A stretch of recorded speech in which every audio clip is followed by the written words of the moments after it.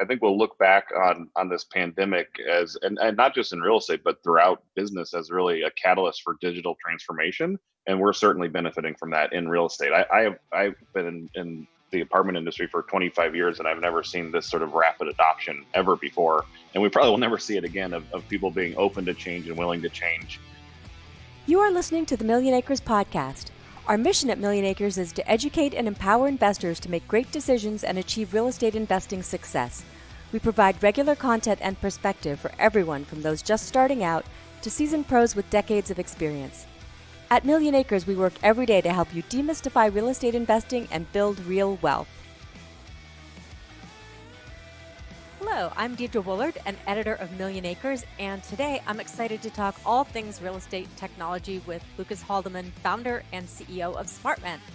Lucas has had a fascinating career in a wide variety of real estate disciplines, and I believe that what he has to share with us today will be of interest to anyone who manages property or is wondering about where the future of real estate technology is headed. So welcome, Lucas. And to start off, can you explain exactly what SmartRent does? Hey, Deidre, thanks for having me. Really excited to be here. We started SmartRent 3 years ago with the idea of bringing enterprise IoT or enterprise home automation to rental real estate, whether it's single family, multifamily, even vacation rental. And the problem that we identified that we saw is there was no good scalable enterprise software out there. That really smart homes were really designed for you to put a device in your house, for me to put a device in my house, but we hadn't contemplated hundreds of thousands of devices on one platform. And at root, that's really what we built at SmartRent. Awesome. So I'm assuming that in the wake of the COVID-19 pandemic, you've probably had more interest in your services in things like keyless entry. Yeah, absolutely. It's been amazing. I think we'll look back on this pandemic as, and not just in real estate, but throughout business, as really a catalyst for digital transformation. And we're certainly benefiting from that in real estate. I've been in the apartment industry for 25 years, and I've never seen this sort of rapid adoption ever before. And we probably will never see it again of people being open to change and willing to change. And our platform plays nicely in that. We do have a lot of elements that take out human interaction and bring digital transformation to that. So we've seen a huge increase in demand for a lot of our products. That makes sense to me. One of the things I've always heard about people with in real estate technology is that like agents and other people involved in real estate don't really change until they need to change. And certainly that's something that we've seen. So just to talk a little bit more about that, is it mostly keyless entry? What sort of products were people particularly interested in specifically during this time period? Yeah, the number one product is we have a platform. Part of our platform is for self-guided tours, which allows a prospective customer to pre-qualify themselves and then go to an apartment community or a rental home on their own and look around. And so you can imagine this was great before the pandemic because it helps with your operations costs, helps you expand your leasing hours. There were tremendous benefits, but now when you actually were closed and couldn't have people in close proximity, it allowed a lot of owners to stay open. So that's been the number. If you sort of said, what's the number one? That's the most interest in that. But in general, our platform is designed around remotely understanding what's going on with your property and remotely controlling a property without having a human present. And so there's lots of other aspects of it, but really the point of the spear is that self-guided tour piece of it. Totally makes sense. I've seen a lot of signs in apartment buildings near me with directing people to self-guided tours and saying, just trying to promote that. So I wanted to talk a little bit about your career in real estate, just because I think a lot of people will find it interesting. I found it interesting because you've managed properties for other people. And so I wanted to sort of delve into that and talk about the lessons you learned through that. Yeah, no, it's funny. You sort of look back and sort of serendipitously, I took the perfect path to get to where I was of blending technology and actual real estate operations. It was not an intentional strategy, but it worked out. So yeah, I started my career in real estate technology in marketing, and then after that, I went in and became an owner of properties myself. I bought a small portfolio of properties. And started then also managing for others, what we call being a fee manager, and built that business up. And then I kind of came back around to tech when the single family rental industry started out of the foreclosure crisis. there was a void of people who understood technology and rentals and actually had operations experience. There's a lot of private equity guys who didn't actually know how to manage a portfolio of properties. And so I came back to left my business, sold my business, and came back to being on the operations side, but at scale. So with a public company. So we had 44,000 single family home units when I left that company called Colony Starwood Homes. And so if you look back, it's sort of like I've been on the tech side and on the marketing side, but then I also was a small owner, an owner for others, and then a part of a big owner. So I've sort of seen and been exposed to all aspects of the rental business, single family, multifamily, big and small. And I think that's been a real advantage when you start to bring a tech product to real estate is a lot of people want to talk about how backwards real estate is, and you get a lot of things out of San Francisco that are going to revolutionize real estate, and people don't understand real estate's not backwards. It's actually, if you've been in it, you totally understand why those decisions were made and why we are where we are. And I think our product really dovetails nicely with that. So when you were doing those single family home technology platforms, what did you notice were some of the barriers to adoption? What were some of the blockers that you came up against? Yeah, the single family rental industry was really an interesting thing to be a part of. And actually, you can look at a lot of innovative real estate companies. People have their roots in single family rentals. A lot of other people who are doing it have now gone on to innovate. And I think it's because you had to be sort of an entrepreneur to even go that way. Even the idea of managing thousands of homes that weren't anywhere near each other was sort of a pretty big leap of faith that it could even be done. And we were forced to innovate. So things like self-guided tours that we say, well, that's great for multifamily. There's a lot of benefits. It's the only way to operate if your units don't touch each other and you don't have an office. And so I think it was a great freedom to say, we're not constrained by the past, and we're not constrained by this is how we've always done it, so we should always do it. It was a totally new frontier, and we could say, what is the right way to do it? And there was a tremendous amount of innovation and learning that we now can bring back. And I think you're even seeing it now. Single family rentals as institutional ownership is still relatively small compared to the overall single family rental market. But a lot of the mom and pop landlords, a lot of people have a house or two houses that they've sort of used as an investment property. They can now actually take a page out of our playbook and put all these things in place and act more like an institutional owner. So I think it's been great for the entire rental industry to have this segment become institutionalized. Well, I definitely think that that's true, that the smaller landlords are starting to adopt technology more just because they have to, and because they're seeing the benefits in cost savings and things like that. So I'm wondering, in scaling up from single family homes to apartment complexes, obviously it's kind of a whole different thing. So as part of building SmartRent, what sort of things did you come up against? What things were different between going from single family to these larger complexes? Yeah, what we've seen is it's actually, there's a lot of similarities when you're talking about the unit. An apartment unit and a single family home, basically identical. They don't happen to touch each other. That's the one sort of nuance, but they're similar. But then there's a hierarchy of it, which is an apartment, you can have more layers on top. So there's office doors, there's common areas, there's gyms, there's parking lots, there's more things that need managed. And so what was interesting is we sort of started with the unit, and then now we've broadened out to have a real platform to service multifamily. And so unit versus home is similar, but then we have a parking solution to use IoT to manage parking lots. That's obviously not something you need when you just have a driveway and a garage for a single family home.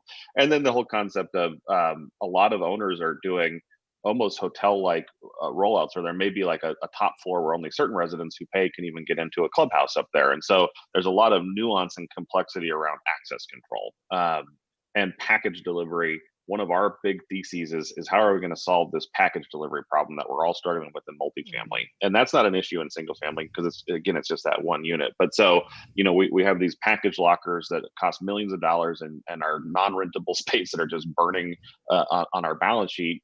And at the same time, they only handle about 20% of the capacity we need for packages. And now post-COVID, some people are saying it's down 10% or less because so many people are getting more and more deliveries.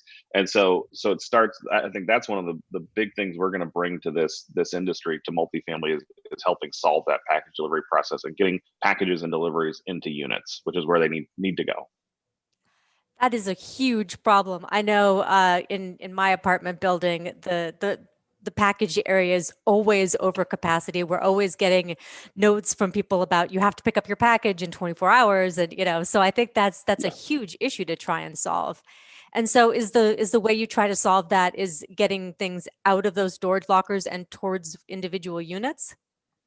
Yeah, that's exactly right. And this is not a we're going to solve this in the fourth quarter of this year problem. This is a Yeah. big problem to go solve, but that's part of why Amazon invested in our B round and our C round. And part of what attracted us, other than of course Amazon's a great name, but they were also committed to saying they want to solve this too. And you can, for obvious reasons, they don't like packages being left out or packages going missing. It costs them money to replace those, and so they have a real fiduciary reason to help out with this. And so yeah, that's exactly right. Our long-term goal is to start getting packages into units. I think once you have a smart lock, it's now easy to remotely lock and unlock that. So it gives you the ability to do that. And then we're also big fans of the video doorbell. And I think what we've seen is people in single family homes as well as in apartments become more comfortable with someone sort of quickly opening their door and putting a package inside if they can see what's going on and they can interact and they have the video and they have the audio and they can talk to the person. And so in conjunction with Amazon, we're working on bringing that out. We're also working with Walmart has a really innovative and cool, they call it in fridge delivery. So you can actually order groceries and the person will come in and deliver them into your fridge. It's something they've been focusing on for single family owners. But with our product now, we're rolling out some pilots with them where apartment dwellers can now get this benefit and take advantage of these things. So that's another one of our theses, is sort of trying to bring all these modern conveniences that have been developed, whether it's home security or whether it's in-home delivery. They're really developed with single family owners in mind, but we want to open that up to apartment renters as well and let them participate in those new models. Well, that's fascinating too. I'm wondering if that could also be an add-on service for some of those landlords to offer people, as to help boost revenues too. Yeah, it is, and it's an incredibly competitive rental environment right now, and so owners are definitely trying to innovate and say, how can we stand out? How can we offer more services? So it's a good time to bring those. Kind of in that vein, another thing that we're looking at, and another sort of macro trend that we find interesting, is how do you offer, high quality, high speed internet to every resident, which was sort of a nice to have before because you wanted to stream Netflix, but with all this rush to work from home and because of the pandemic, our view is we don't see that going back quickly to everyone's going into the office. So how do you have really at home work environments that are stable? And that can be another competitive difference as an owner that you can offer. And that you'll see that not only in attracting new residents, but in muting your turnover, lowering your turnover, that people are less likely to leave if they're getting all of their needs met by the product.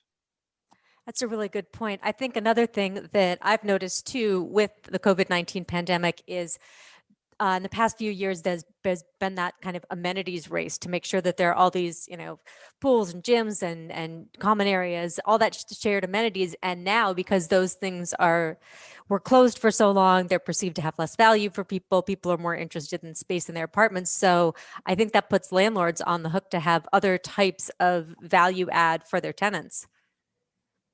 I totally agree. We've seen some owners starting to take those common areas and actually put in office spaces. Almost like a WeWork type of thing in the common areas, and say that's a better way to utilize it. Or even I know one owner in California where they're doing conference rooms so that you could actually have a virtual company where you didn't have an office, but you could come together for company meetings and stuff in this conference room that you can lease. So I agree. I think owners have to be thinking, how do we innovate? How do we change our product? It's not just about having the biggest gym or having the Peloton anymore. You got to really think creatively about how we attract and retain our residents. Great, thank you. We're about halfway through our time, so I wanted to take a quick break and remind our listeners that they can always find some excellent free resources on millionacres.com. Our investment guide section in particular is a great place to start if you're looking for answers to all of your questions about investing in rental properties. Check out the show notes for the link. In our next segment, I want to delve into technology and where you, Lucas, see things headed. Start off with, what are today's tenants most interested in having in their apartments technology-wise? So what we've seen is what people want in their apartments is what we see advertised to us all over the internet and all over Lowe's and all over Home Depot. They want smart apartments, and so it really breaks down to, that's a wide range of things. There's sort of table stakes categories, and then and then really interesting stuff. And so table stakes is they want a smart lock that they can control remotely, that they can let people in and out of their apartment, and give guest codes and things like that too. And they want to control their utilities. Those are the two biggest ones that say these are technology has been around a long time. They're very common. They're not sort of cutting edge, but they're cutting edge in apartments. And so residents are sort of saying, why don't we already have this? After that, what we see residents flocking to is outlet control, plug control, so you can control your lights. And the important thing that I think that a lot of people have missed, and this is part of why we went and started this, is residents want it all in one interface. So it's not just about the cool hardware and the cool gadgets, but it's if you have 9 smart home devices and 9 apps to control those devices, it doesn't feel smart anymore. It feels kind of dumb. And so the ability to have scenes and run automations and have multiple things happen, you say, hey, I'm home, and the lock unlocks and the thermostat adjusts and the lights turn on. That's where we see residents really sort of being delighted by the technology. Well, I think that delight and surprise is definitely important because it is a sales experience. You want people to be happy and to renew, obviously. But from the landlord side, what are some of the benefits that that landlords can realize from this? Is there, utility savings? What are some of the other benefits? Yeah, so for the landlord or for the owner, there's really 3 buckets of opportunity for ROI. One is the operational savings, and we touched a little bit on it, like self-guided tour, being a more efficient company. That can be harder to quantify, but not impossible, and it's real. The second bucket is asset protection, and savings. So that's like what you're saying. There is utility savings to be had. Putting a smart thermostat in a gym, we're seeing people saving 20 to 30% year over year on their utility costs as an owner that they're paying for the vacant utilities in the common areas. The other piece of that is one of the core pieces that we install are water sensors, leak detection sensors, and 70% of the damage in multifamily insurance claims stem from water. So it's massive. It's hundreds of millions of dollars a year of damage, and premiums are skyrocketing for multifamily deductibles. A lot of deductibles are now above $100,000, and so owners are spending a tremendous amount of money. We can eliminate the bulk of those claims. And then the third bucket is we kind of already touched on, but residents will pay you more rent for a smart apartment. It's a modern apartment. It's a modern amenity. And so we're seeing owners get anywhere from $25 to $100 per month in additional rent just by having that smart apartment there. Nice. So one of the hardest things I think for especially if you're owning a multifamily, is transitioning tenants, moving them in, moving them out. Obviously, that's always a problem. So with this technology, what is the transfer process like? Yeah, it's a great question, and it is a real friction point, and one of the not often mentioned. So I'm glad you brought it up because our platform totally solves that, which is there is no move-in process when you have a smart apartment. That there's no handing over of the keys, there's no meeting the leasing agent. That is all done digitally. So we deeply integrate our platform with property management systems. Our belief, and this is sort of stems from my background that you touched on as an operator, is that for it to actually be used in the field, it has to be seamless and it has to be integrated. And so if you're using RealPage or Yardi or one of the other big property management systems, we integrate with that so that when you do the move-in over there, you're doing your regular workflow you've done for years, everything on the SmartRent platform happens automatically. So you as the new resident will be sent an email and you're invited to download the app, which has your code to get in, and you can lock and unlock your door and you get control of it. It happens the moment your lease goes live. Same thing when you move out, you're automatically de-credentialed from all that. So there's no sort of risk of staying over and having control of what's now someone else's unit. We've solved that with that integration. And so it's a really elegant sort of seamless process that makes the move-in frictionless and does not have to happen in person anymore, which is important. So in terms of cybersecurity, are there concerns there? Are there protections you have to take in order to make sure that all of the technology isn't vulnerable? Yeah, I mean, cybersecurity is a treadmill that we run on that never stops going, and it's constant vigilance. We have a great dedicated internal security team. We use outside consultants. We do outside penetration tests. We ask our clients, our mainly the larger REITs, to also do their own independent penetration test, and we learn from that. So yes, I mean we think we have the most secure platform out there, but it's something that you never check that box as done. It's a Right. constantly ongoing, but it's one of the things we think is really important, and we're very transparent with the residents that are on the platform. We don't sell their data. We don't use their data in nefarious ways. We're the only company out there that in our privacy policy we explicitly don't give ourselves the right to sell your personal data. And so we try to make sure it's a delightful experience, but also a very secure experience. And we work really hard to do that. Nice. Thank you.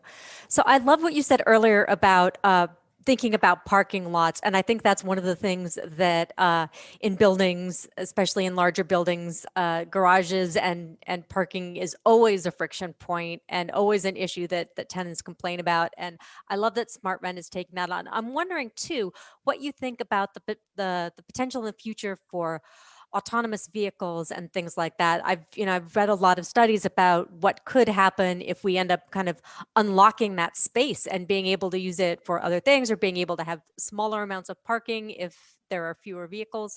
What are you thinking about that? Yeah, this is where we think real estate's slow, but zoning laws are even slower to adapt and change. And so True. yeah, we do have this problem of we have not changed. Most municipalities have not changed the zoning to say if you're going to build an apartment building, it has to have X number of parking spaces. Even though we've seen a significant decrease in demand because of not just autonomous, but because of ride sharing, Uber and Lyft.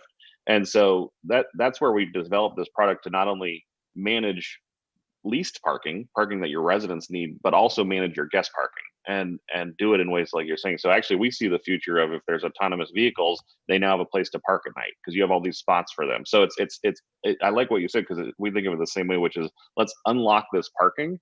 If you think about parking and maybe talking urban here, less sort of garden, it's not as big an issue. So downtown San Francisco, there's a huge premium on parking spots. Well, they've sort of been locked away. No one could get to them because you had to live at this building to even have access to it. We're opening that up to say this could be used for anyone, for guest parking to park for the day, autonomous vehicles to park at night.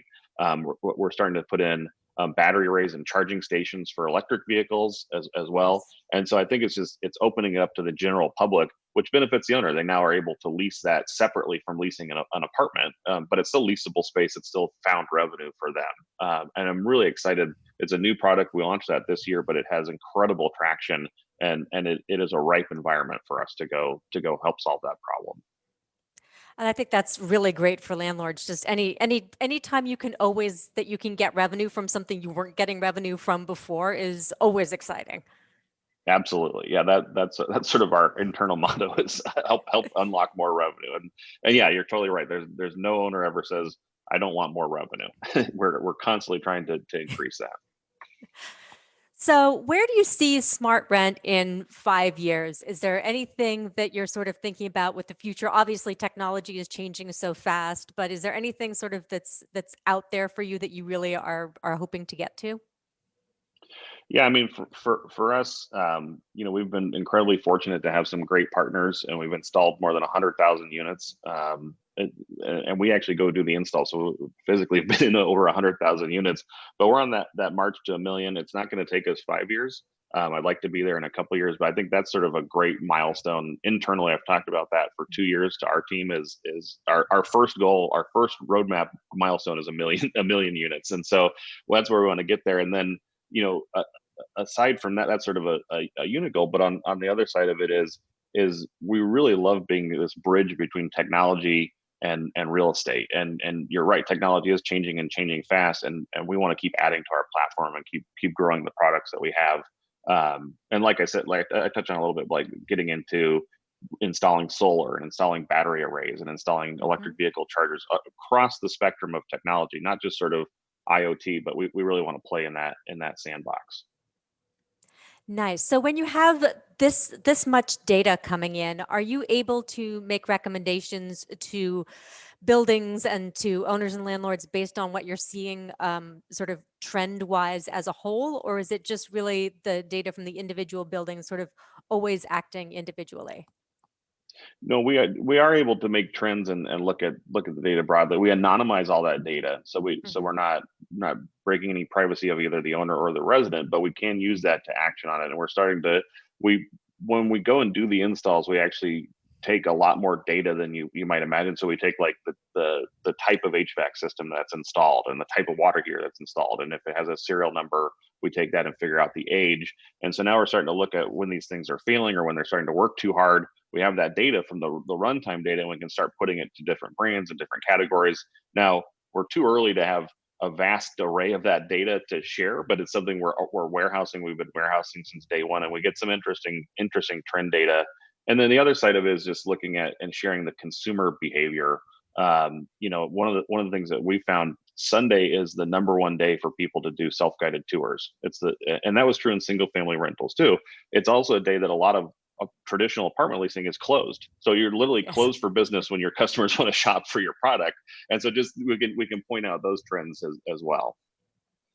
I like that. One of the things that I've studied recently is the idea of digital twins for buildings, and I think that's something that's definitely in its infancy, but is certainly growing and is really able to help people make smarter decisions about their buildings. Yeah, I think we're right on the cusp of this is the very beginning of even having this data and being able to action off of it. And it to me, if you say sort of look into the crystal ball 5 years out, building management and understanding building systems is gonna be completely revolutionized in the next 5 years. And it's a really exciting time to be doing that. So we talked about, autonomous vehicles. We've talked a little bit about technology, different types of technology. Is there any other technology out there that you're fascinated by, like virtual reality or any of the? Is there anything else that really is interesting you?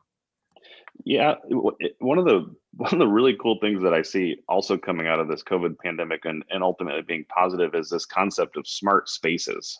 So we have sort of smart parking lots and smart buildings and smart homes, but there's a really cool movement now to have smart spaces where actually in smaller real estate, so say an 800 square foot apartment, it can be a home office and it can be a bedroom because it actually transforms. So Right. so there's really cool companies out there doing that. I think that is really exciting. If I ever was going to do another project, say let's go build these smart units from the ground up with all this technology in, that's another new trend that I think is going to be really exciting. And even that could accommodate common areas where you can say, hey, it can be an office and a movie theater, and it can be a multi-purpose space. But actually having the space transform is something new and exciting that I think is coming.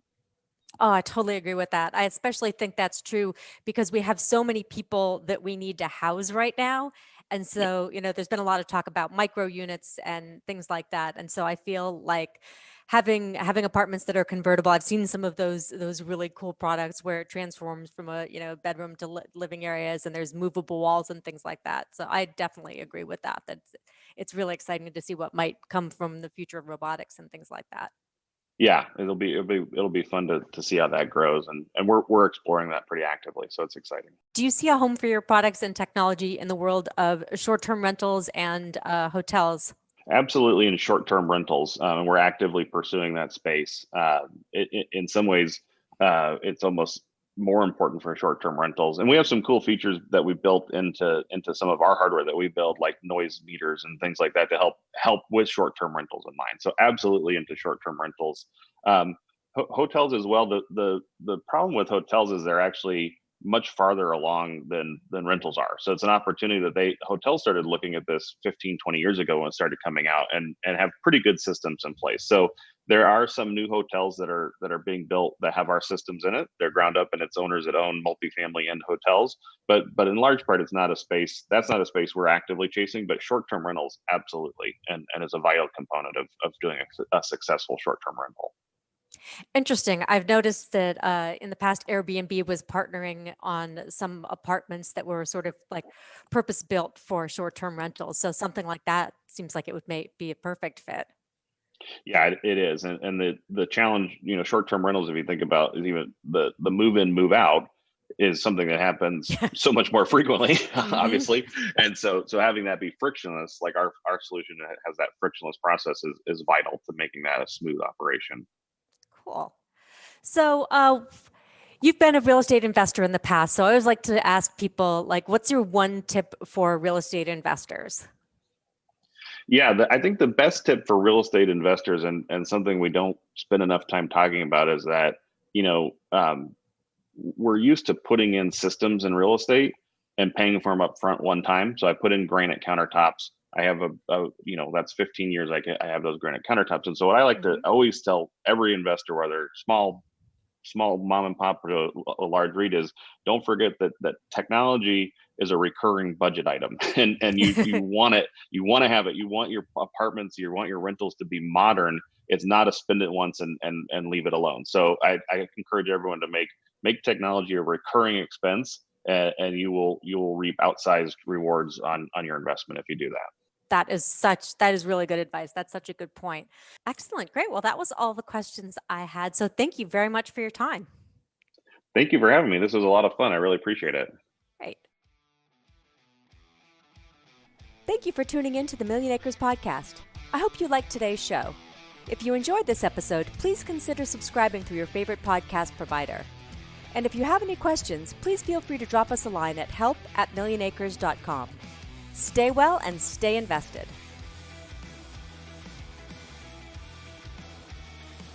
People on this program may have an interest in the deals, offerings, or services they discuss, and Millionacres or the Motley Fool may have a formal recommendation for or against. Always consult a certified tax professional before acting on tax advice, and do not buy or sell assets based solely on what you hear.